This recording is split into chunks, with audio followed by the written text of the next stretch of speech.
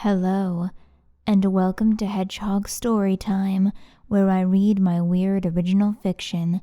The following story is part of the Edie Valley Project, linked to the playlist in the description below. Yes, you have to read them all. No, that is not a request.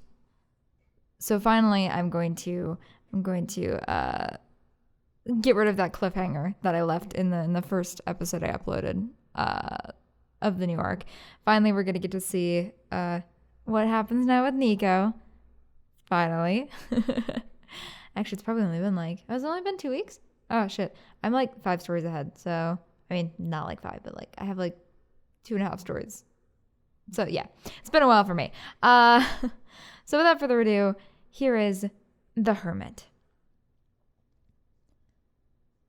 There was silence in the Smiling Goat as Mikhail Borisov stood on the threshold, oddly hesitant, and Niko stared back at him, opening and closing his mouth like a hooked fish. Tommy was stuck in the middle, looking back and forth between the two of them and wondering just what the hell was going on. Niko's meetings never began like this. Though it was his nature to cut in when things grew awkward to peacekeep, Tommy had the distinct feeling that this wasn't the time. These two clearly knew each other somehow, though he wasn't exactly sure until the man in the doorway finally opened his mouth. "Nikolai," he said simply, in a heavy accent. "Father," Niko responded curtly. The former sighed, taking a single step inward.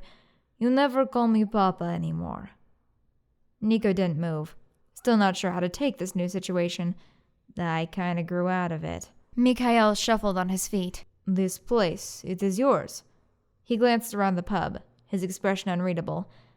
Perhaps Niko had a deeper understanding of his father's nuances than Tommy, for he seemed to know exactly how to respond. "No." He waved him off, finally standing and moving over to a booth, which the elder Borisov took as a sign to join him. "The owner is an acquaintance of mine who lets me use it." He was still guarded, but the tension in the air had dropped an inch. If he was here to kill him, he would have done so already. And he wouldn't have come alone. "Would you like a drink?" Mikhail squinted over the bar to the display of various hard liquor beverages against the wall. He nodded, approving at the choices. "Must you even ask? Vodka, if you'd be so kind." Of course, Niko had made sure that Cal had a good brand of vodka. He had to, with all the Russians he dealt with. Though Tommy began reaching for a shot glass, Niko leaned over the bar and shook his head. "You might as well just give us the bottle, too." For the life of him, Tommy couldn't tell if it was for his father or for Niko. He went back to polishing glasses, but couldn't help perking up his ears to overhear their conversation. Mikhail poured himself a drink, but left Niko's glass empty. The younger Borisov sighed to himself and grabbed the bottle, to which his father frowned, but said nothing. Then they sat in silence for a minute, neither looking at the other. "It is a surprise to see you without Lila," Mikhail began. "She is always hung over your shoulder. Tell me, where is—" "She's dead," Niko interrupted before he could finish. "Ah." Mikhail looked surprised and maybe even a little confused for a moment before his face fell. "A shame." He drowned his shot of vodka in one go, after lifting the glass up in salute. "How did you find me?" Niko glanced up sharply, changing the subject. Sitting up a little straighter, Mikhail Borisov immediately looked more intimidating. He was not used to being spoken to so harshly, and it showed. Niko was prepared for this, however, and didn't even flinch. "I've been hearing about the new shishka operating out of Edie Valley for months," he said finally. "But if you must know, I happened to see your face in the crowd outside of that boarding school." "That was months ago." Niko raised an eyebrow. "I have been waiting for the right time." "Damn." Niko shook his head. That was unfortunate. It must have happened that first morning when Cindy had enlisted his help to find Mike, the last day Lila had been alive. There had been reporters crawling all over the place. "So now you want me to come back home, right? You are my only son, the heir to the Borisov family. This isn't Russia, you know," Niko muttered. "We're not nobles anymore. What does the family name matter? For me, for your uncles and cousins, it is everything. They would give anything to be head of this family. And maybe they should be." There was silence, and Niko stared his father down, daring him to continue. The latter simply sighed. "I did not come here to argue." Niko's face fell into confusion. That response was unexpected. His father was many things: authoritative, stern, intimidating. He had to be, to run a mob family. He did not back down, never conceded ground. But things had changed in the last year. More than anything, he just looked tired. Niko sat back again, nearly worried. I did not come to argue, Mikhail repeated, regaining a little of his former aura, and I did not come to bring you back. What did you come here for, then? Niko huffed, taking a swig of the vodka. I came to tell you how proud I am of you. What? Alright, just what sort of alternate universe had Niko stumbled into? That was not something his father would have ever said. Who are you and what have you done with Mikhail Borisov? Nothing. Nothing at all. Mikhail shook his head. I have spent the last several months listening to your legend grow.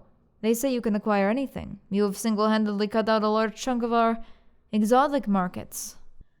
Niko's hand lingered near where his guns were, hidden under the booth.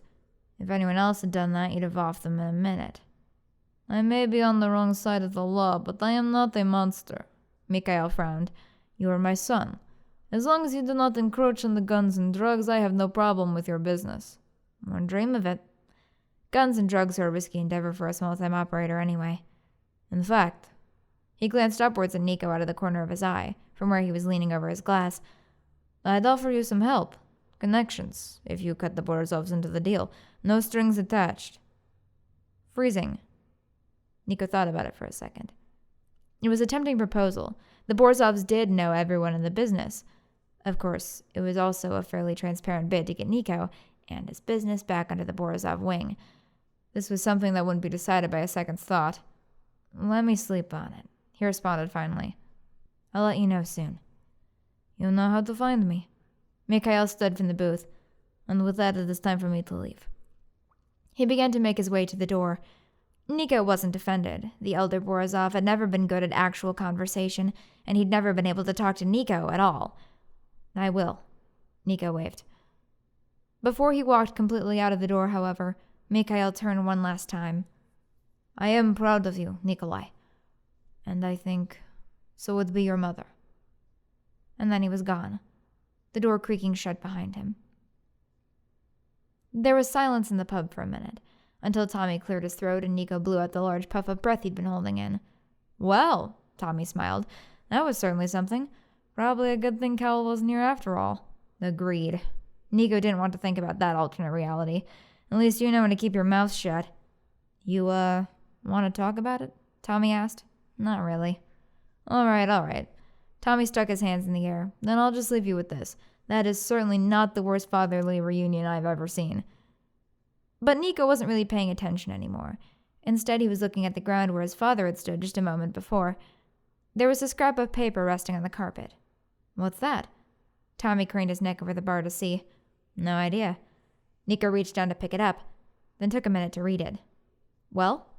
Tommy asked as Niko started chuckling. Here, he said, placing the strip on the bar. See for yourself. In a fast, chaotic scroll were only a few simple words.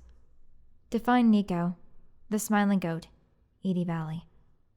It was signed simply by 2 letters. L.F.